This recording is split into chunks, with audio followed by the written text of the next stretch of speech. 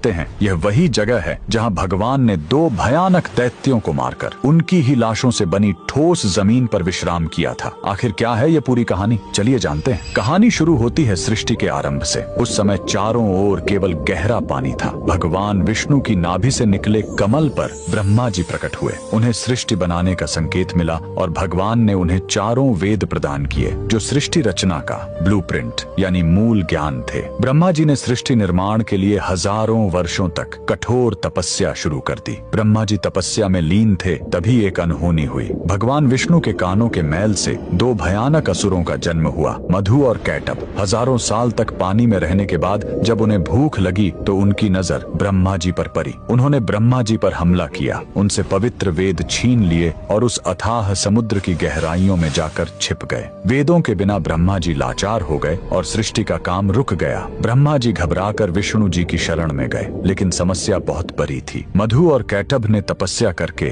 देवी महाशक्ति से इच्छा मृत्यु का वरदान पा लिया था, यानी वे अपनी मर्जी के बिना मर नहीं सकते थे। तब वेदों को वापस लाने के लिए विष्णु जी ने हयग्रीव अवतार लिया। उन्होंने घोड़े का सिर इसलिए चुना ताकि उसकी तीक्ष्ण बुद्धि और सूंघने की शक्ति से वे समुद्र के उस घने अंधेरे में भी वेदों को खोज सके। भगवान हयग्रीव पानी के भीतर गए और असुरों से हजारों साल तक युद्ध किया, लेकिन वरदान के कारण वे मर ही नहीं रहे थे। अंत में भगवान ने अपनी माया से उन्हें मोहित किया और पूछा कि तुम्हारी मृत्यु कैसे होगी। असुरों ने अहंकार में शर्त रखी, हमें वहाँ मारो जहाँ पानी न हो, एकदम सूखी जगह। पूरी दुनिया में तो पानी ही पानी था। तब भगवान ने अपना विराट रूप धारण किया, अपनी विशाल जांघों को पानी से ऊपर उठाया और कहा, मेरी जांघें सूखी हैं, और वहीं उन दोनों का वध कर दिया। मरने के बाद उन विशालकाय दैत्यों के शरीर से जो भारी मेद यानी चर्बी निकली वो जम गई और उसी से यह ठोस धरती बनी। इसीलिए पृथ्वी को मेदिनी कहते हैं। युद्ध के बाद थके हुए भगवान हयग्रीव ने इसी नई बनी जमीन पर असम के मणिकूट पर्वत पर विश्राम किया। उन्होंने वेद ब्रह्मा जी को लौटाए और ज्ञान की पुनः स्थापना की। इसीलिए हयग्रीव भगवान को आज भी बुद्धि और तर्क का देवता माना जाता है। कमेंट में जय श्री हरि जरूर लिखें।